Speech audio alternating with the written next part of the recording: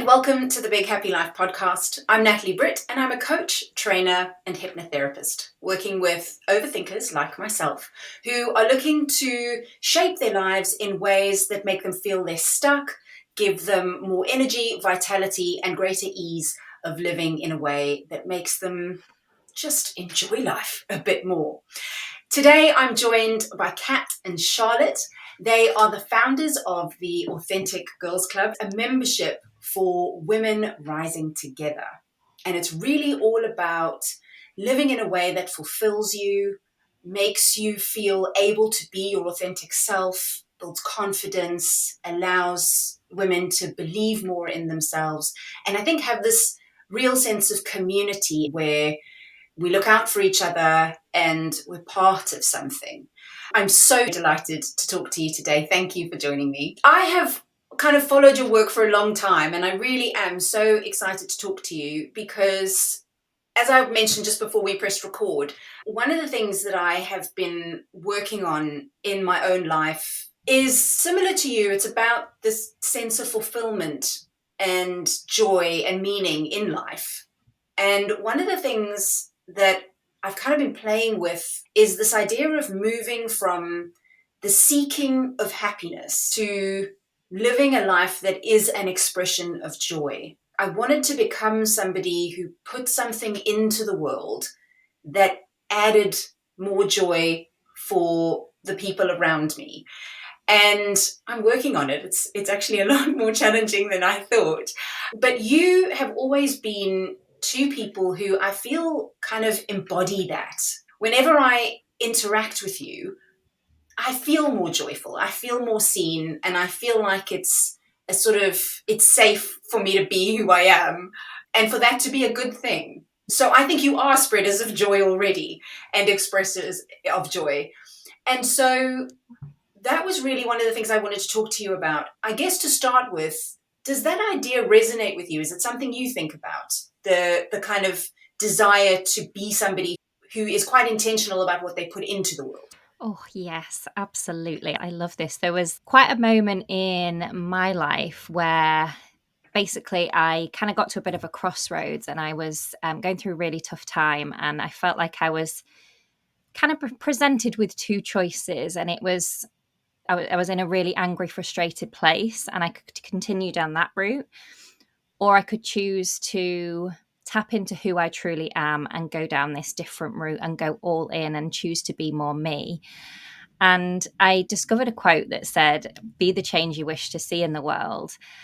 And that was the exact quote I needed in my life at that time. And I feel like that really embodies that. Like when we decide who we truly are and embody that and put that out into the world, it comes back to us. So for me, be the change you wish to see in the world has been a massive shift because I was in really quite an angry, frustrated place.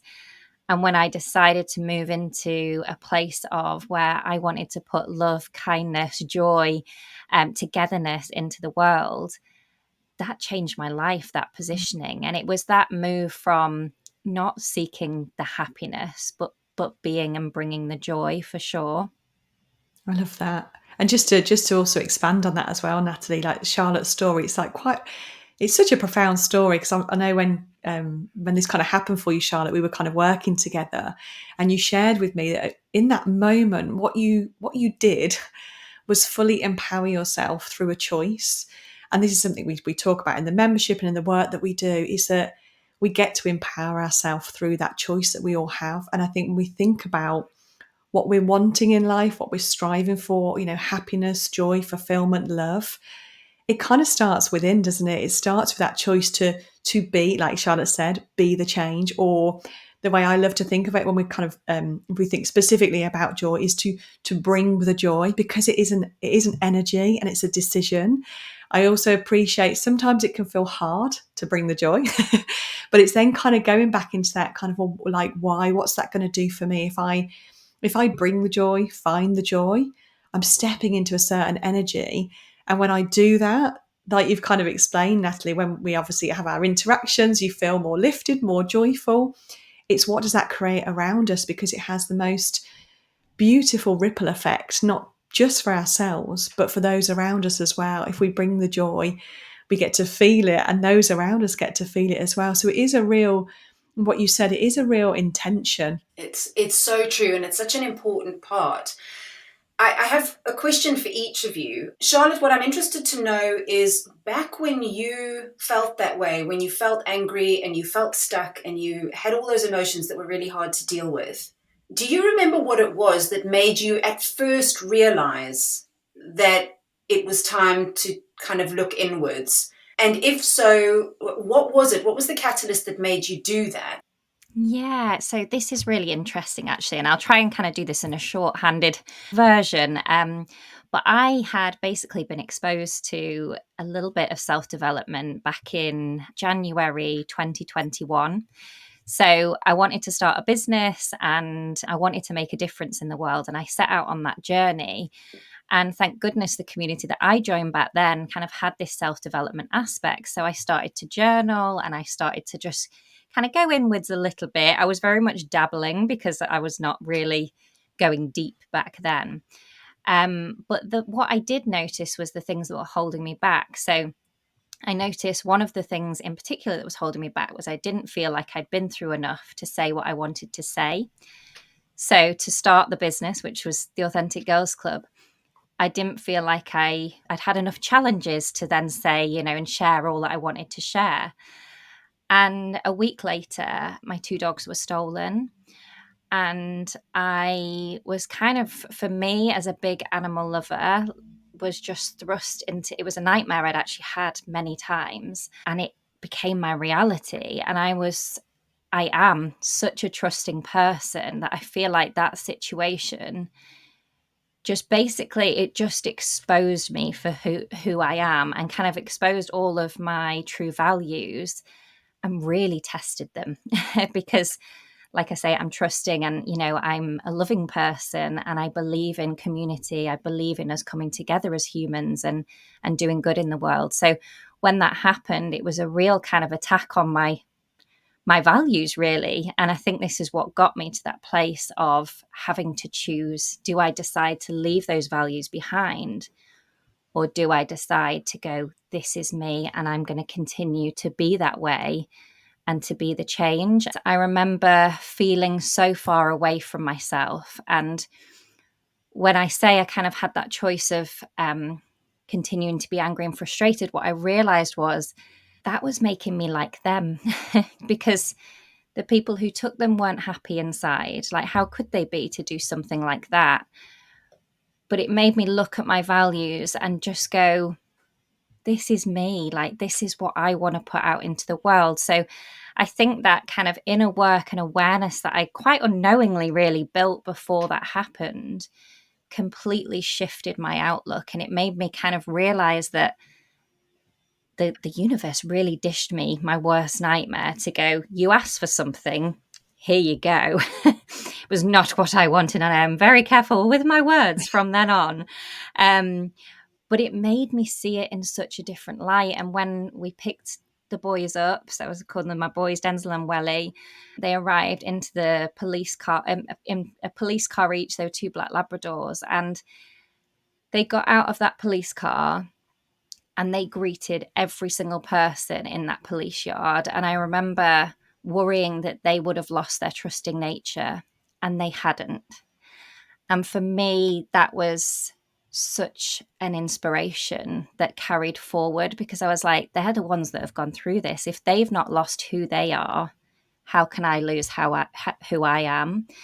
And I made many conscious shifts from then to really focus on being the person who continued to trust, being the person who continued to see the good, be the good, and bring the good to the community that had been built through such an awful time.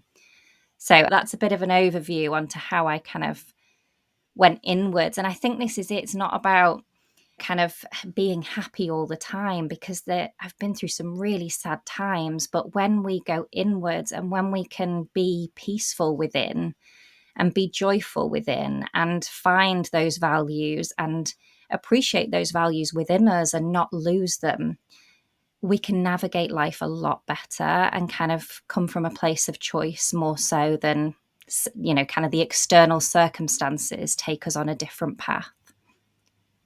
Oh, wow. Thank you, Charlotte. I'm so glad you got your dogs back. That must have been awful to go through that. I have so many questions I want to ask you, but before I lose the thread of what I was going to ask Kat, I'm going to go to that question and then come back again. Because Kat, one of the things that you said got me thinking about a conversation I had with a friend. This was many, many years ago, but the conversation stuck with me because we were talking about how sometimes we just get sick of being the one who has to be the bigger one, the one who has to rise above, and the one who has to find patience and be the bringer of joy. And so when you were talking about kind of the energy that we bring to the table and the choice that we have to do that, I wondered if you also ever experienced that sense of like, oh, come on, everybody else, like I'm really pulling here. Cut me some slack. Or kind of come with me. Like, do you ever get to the point where you feel that sense of like, it's always me, I'm always the one who has to do this? Or have you found a way for that also to feel joyful? That's a great question. There's definitely been times where I've been like, seriously, guys, am I the one that's always leading here? Am I the one that's always got to be the energy to help everybody else? And we're all human, right? We're all human. We're going to have times when it's easy to do that. And also times where it feels a little bit more challenging, especially like in a home environment, if you've got kids, partners, if you're kind of I suppose, the leader of the good energy. I definitely feel it in my home environment. If I'm kind of not where I like to sit at most of the time, there's a shift in the whole household and I can feel that. And I suppose what I'd say on that is, first of all, being kind and compassionate and patient and loving to ourselves first is so key here, because especially being women as well, and having certain cycles throughout the month, there's going to be a time in the month where I possibly don't have as much energy to bring the joy for those around me that I would at a different part of the month. So it's being really compassionate to myself and being okay with that. I suppose in those moments, it's just having that awareness that I'm kind of taking a little bit of a step back and being okay with it. And also knowing that when I do bring the joy, which is where I like to sit at most of the time, 9 times out of 10, I am doing it for me. And it's actually, if I can get myself into that good space for the things that I do, which I can control and have a choice over, the byproduct and the ripple effect just naturally happens. So it's kind of seeing it as more, I suppose it's a reposition of, oh God, why do I have to keep doing this? Whereas actually, no, it's my choice to do it because first of all, I feel good.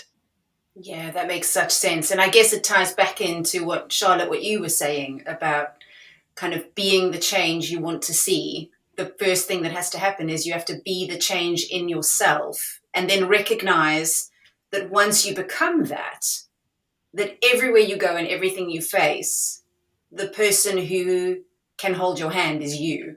And the more that relationship is cultivated, the bigger the challenges you can face, and you can reach for your own hand and be like, it's okay, I've got you. It's okay. And I think maybe that's the thing that makes the big difference. 100%. That relationship with self is everything. And I think as much as I've been through some tough times, I'm so grateful to those tough times because it's brought me back to myself, and I've been able to be that for myself. And I think it is such a powerful journey to go on. And one of the things we say that we do in the membership is build your best life from the inside out. Because when you get the inside right, the outside flows with much more ease. That makes such sense. So one of the things I wanted to ask you was, what are some of the things that you would teach people? So if somebody's listening to this and you're saying build from the inside out, I guess for the majority of people listening, they already have started some form of self-development and some looking inwards. But what are some of the things you would encourage people quite practically to do to help them build that relationship and be more intentional about what they put into the world? From a practical level, we are big advocates of journaling. We spend so much time up in our heads, in overthought, it can get really, really noisy up in our minds. And what journaling does as a tool is really kind of help you almost quieten the mind a little by getting those thoughts out of your head and onto paper.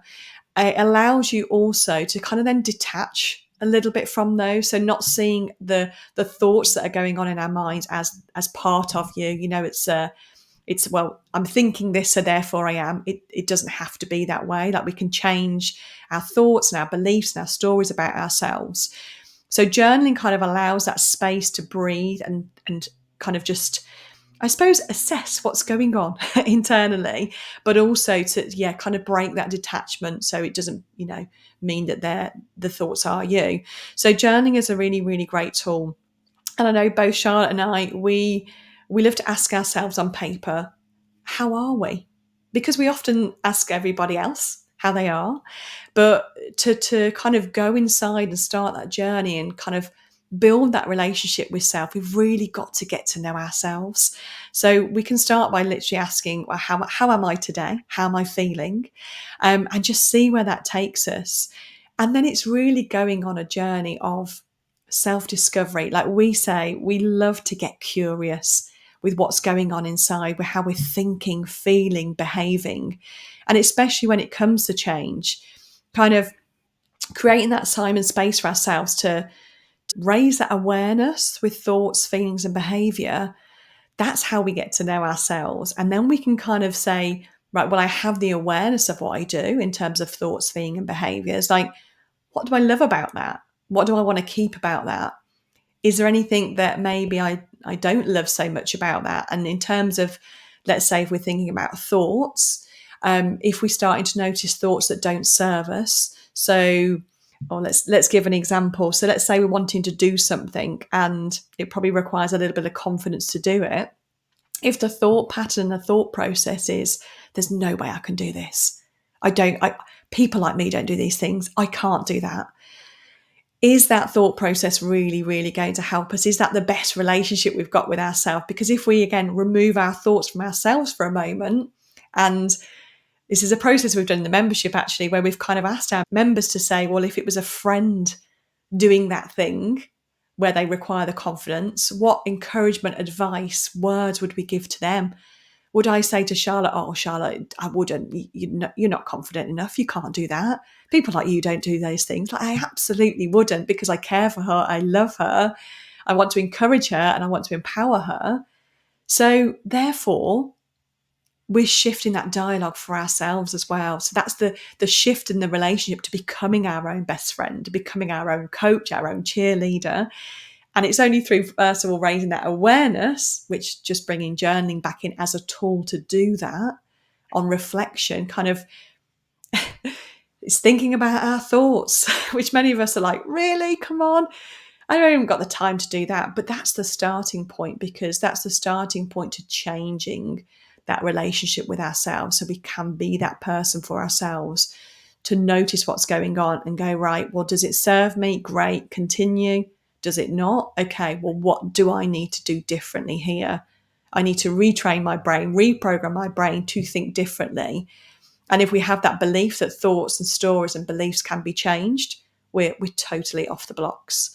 So just to touch on that a little bit more. So we have a very particular process that we kind of take our ladies through in the membership, which is to take note, to take responsibility, and to take action.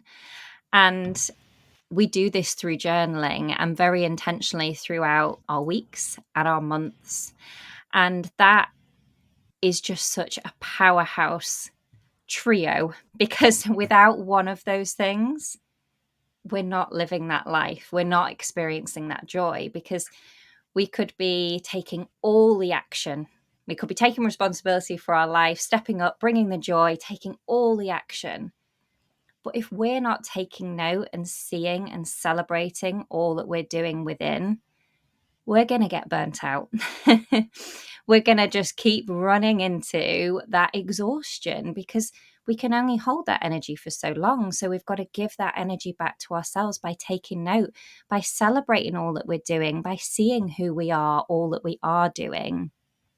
And another example so if we were taking all the responsibility, taking note, but if we weren't taking the action, we're not going to get close to where we want to go. So that obviously takes a level of courage as well. So through journaling, through going through this kind of self-empowerment process every week, every month, it's a real power trio to create that life that we want to live and build that relationship up within. That makes such sense. And I guess for any imbalance in that trio, so if we're taking note, but we're not taking responsibility or action, we can end up in the same bind, just as we can take too much responsibility without really noticing what's happening or being able to take action. So any one of those out of balance throws the whole thing off, right?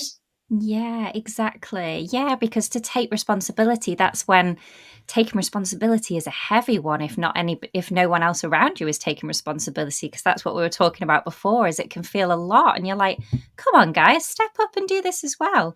But it's that shift into then taking that action, taking note, seeing yourself being that change, seeing yourself bring that energy and really celebrating it.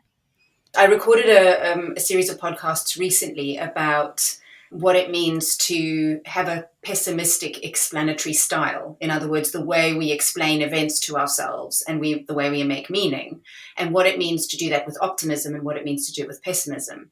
And really interestingly, because most people don't identify as pessimists, and I would never have identified myself as a pessimist, but one of the things that is a hallmark of pessimism is too much responsibility. Because what we will do is we'll look at a situation and we'll go, well, yeah, that's because of me. Like, it was because of what I did. And there are other elements to pessimism about how permanent do you see this thing being and how pervasive, like, does it spread to other areas? And pessimists tend to say, it's personal to me, it's my fault. It's something that is enduring and therefore is going to last beyond this event and is going to last for a period of time, and that those things can make us feel helpless. So it's really interesting seeing your take note, take responsibility, take action. Because again, one of the things that gets us out of overthinking is the taking of action. But action in the absence of the other two, again, it's a recipe really for burnout. And I think that's what a lot of us are trying to do. We're trying so hard to act our way out of whatever it is that we're stuck in. And then when we can't, we sort of collapse and numb feelings, maybe with food or shopping or alcohol or social media or something, because we're like, I can't do anymore and I'm so tired, but nothing's working and it's all my fault. And it's like that sort of vicious circle. So one of the things I wanted to ask you, Kat, was you mentioned thinking about our thoughts. But of course, overthinkers can sometimes get really trapped in their heads. And sometimes we can think ourselves into such a bind. And then we're like, the way I imagine it is often like, if you were to take a really big ball of sticky tape that you'd unrolled it and then you've balled it all up. And no matter how hard you try, you can't let go of it because it just sticks to one hand and then the other. And I often think of thoughts that way when you're like, oh, don't be so negative. Think positively. Think positive. I can't think positively. I'm freaking out. But you need to think positively. And it's like, what would you say is happening in those moments? And what's the key to getting out of them if you're stuck in your head, even though your intention is really to try and turn yourself around? Great question. And I can really relate to this because I used to be a prolific overthinker, like to a crippling point of doing nothing. So I really relate, first of all. So I think there's a few things we can do to help with that. If we're feeling just trapped in overthought, the biggest way to kind of break out of that and kind of, just kind of free the mind a little bit and just step away from the noise and the busyness is taking some kind of action. So for instance, if it's an overthought, so for me personally, if there's like repetitive overthinking, obsessing over a thing that I'm not doing, but I want to be doing, for me personally, if I do something, I remove that overthinking. So any small step forward, any form of action, like action taking really, really helps with diminishing that overthought if it's a particular thing. If the overthinking is, like you said, Natalie, that example of like, oh no, that's a negative thought, I shouldn't be thinking negative, just think positive. Like, our brains aren't just going to go, okay, let's just think positive then, especially if we've practiced and got really habitual at negative overthinking. So what I say in those instances are, and this where it comes back to loving on ourselves like we would somebody else, is just show yourself some compassion in that moment. No, just notice simply at this stage, like just notice the thought, almost thank it, because it's going to have some sort of positive intention behind it to keep us safe, maybe, to protect us from something. So it's kind of noticing the thought, thank it, allow it to pass. And then there's a moment where you could kind of choose differently. Like, what would a better thought, what would a more serving thought be? And this is where it gets to get a bit exciting in terms of like, it doesn't need to feel forced and hard when we're kind of reprogramming, essentially. We can look at it as like, I'm sure I've said in the past shot, haven't I, like trying on new jackets, like, oh, does this jacket feel good? And just getting a bit inquisitive and curious with new thoughts, and just kind of see how those new thoughts make you feel, because ultimately it's the thoughts, whether they're conscious or subconscious, that are going on in our minds that generate feelings within. And then that's where we kind of act upon those feelings. So if we want to say change behaviors or do things differently, it's kind of going back to that initial thought process or the belief that creates that feeling. So yeah, just getting curious about it. Just allow yourself to notice the thought, let it pass, and just see in that moment if there's it's about, I think is it Gabby Bernstein, Charlotte, that says about choose again. So there's a choice in the moment. That's the thought that came up. Okay, thank it, allow it to pass. But I've got an opportunity now to choose again. But just be so patient and compassionate with yourself, because if you're thinking about your thoughts, you're there maybe because you're wanting to change them and you're wanting to be better and feel better. So just really know that you're on this journey, and again, treat yourself as you would a friend that's wanting to shift, some thought patterns. Just it comes back to that take note of all the things that you are doing. So I hope that helps in terms of overthinking, either taking a bit of action if it's a specific thing, like to move out of it, or if it's just this kind of caught up in, well, I should be thinking another way. Just be kind and compassionate with yourself and allow yourself the time and space to choose again. I think you've kind of nailed it, Kat. I know I have had many moments as well of, stepping into that overthought, and just to bring the journaling back in again as well. If I'm currently on this absolute hamster wheel of thoughts and I'm going, oh, I just want to get out of it, it's creating that pause. And what I will tend to do is grab my journal and I just write out what on earth is going on inside of my head, because when it's in our head, it's so disorganized, it's so overwhelming.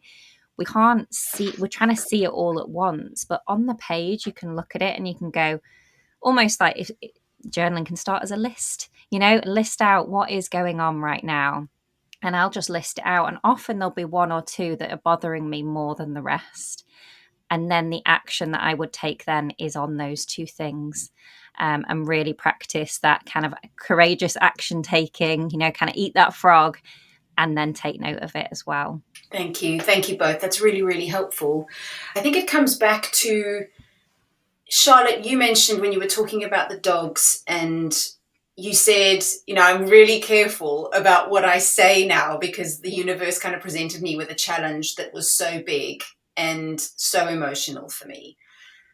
And I think tying all of this together, that's been one of the key things that I've sort of discovered on this journey towards becoming more of an expresser of joy is, I guess it's in your model fitting in the take note category to start with, of now becoming more accepting of situations that feel too big for me and where I encounter my edges of going, oh God, I'm in over my head and I'm scared, or not managing my patience, or I'm getting angry, or whatever it is.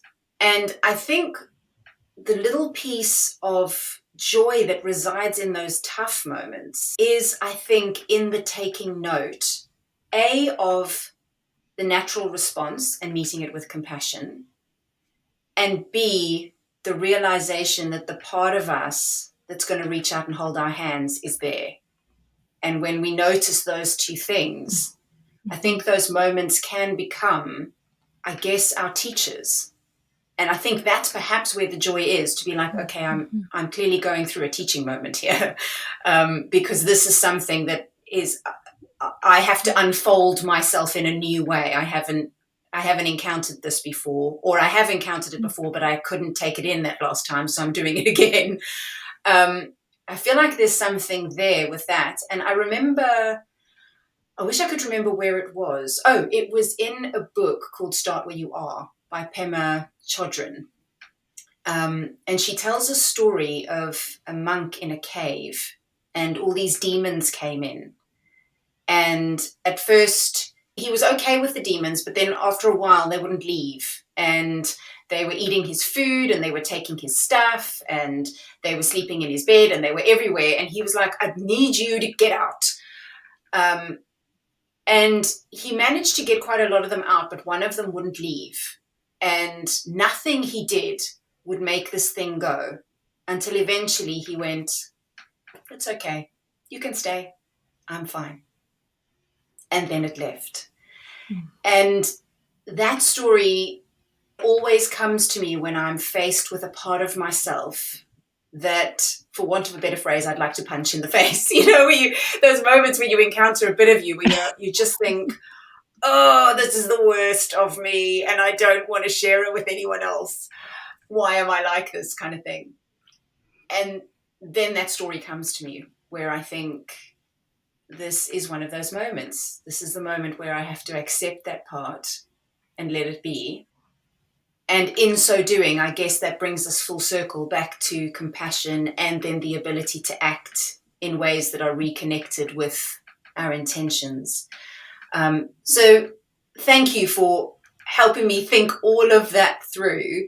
I haven't actually been journaling a lot lately, so this conversation is definitely going to get me back into that practice, because I think it's such an important way to make sense of some of the things that we think. Before we close up, I think there'll be a lot of people listening who are like, I definitely need Kat and Charlotte in my life. I definitely need the Authentic Girls Club. Can you tell me a little bit about the membership and what's on offer at the moment and how people can join? Yeah, absolutely. The membership is currently open. So we are open until next, I want to say Tuesday, Kat, is that right? Yeah, it closes on the 30th of April. Yes. So currently doors are open to enrollment, and the membership is really there for women to come and rise together. And I think the community aspect of what we do, we create this authentic space for women to build their best lives from the inside out.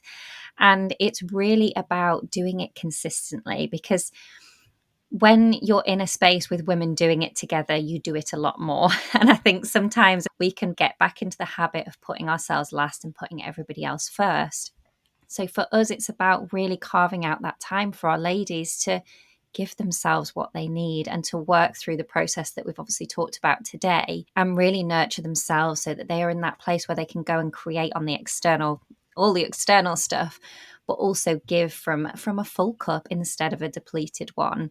So the membership is currently open. It is also well worth getting in before doors close on Tuesday, because we have our signature 3-figure program coming up in June, which is a part of the membership if you get in now. So it is one of those that's like perfect timing for this podcast, guys. It's quite a saving. And in that signature program, we really deep dive into dreaming big and actually creating a bigger vision for our life, and not just setting goals. It's about creating the routines that are going to bring all of the desires that we all share as humans together, so that we're really living a fulfilled life. The membership really is a space of doing, because it's not just a space to consume more information, more knowledge. Yes, there are learnings. We have our self-coaching academy, which is part of the membership that you get instant access to. So there is, you can learn at your own pace, but we have live calls throughout the month, various opportunities to join us live. And that is all about the doing. We do the work in the call, so you don't have to then go and carve more time. So it's really about implementation. So it's the action piece of the puzzle, and we get to do it together and celebrate each other and support each other throughout our journeys. So yeah, it's a truly incredible space to be in. And like Charlotte said, a massive saving if you join this month, because you will access that 3-figure program at your membership rate, which is just £28 a month. So just under £1 a day to build yourself up from the inside out. Yeah, and then we also have a retreat coming up, which is super exciting. So that is our 3rd retreat. So Empowered Woman Retreats is something that we run with an incredible lady called Sam. We obviously bring all of our coaching to the retreat. Sam brings her rapid transformational therapy, which is incredible. And then we have breath work and a lake swim amongst all of that goodness to really take our ladies through the process of taking responsibility, taking action, taking note, and embodying it all throughout that day to really meet their most empowered version of themselves and really gain that through that experience. So yes, that is happening on May the 18th. So yeah, if that's okay, we'll drop the link in. And if anyone wants to check that out in the show notes, we'll drop that in there. That sounds amazing. The retreat and the membership, both. Absolutely. So yeah, if you're listening to this and it's before April 30th, 2024, then have a look at the links in the show notes, or just Google Authentic Girls Club. You'll find everything you need to know, and all the links are there for the membership and for you to join. And now is a great time to get in if you want to make that saving.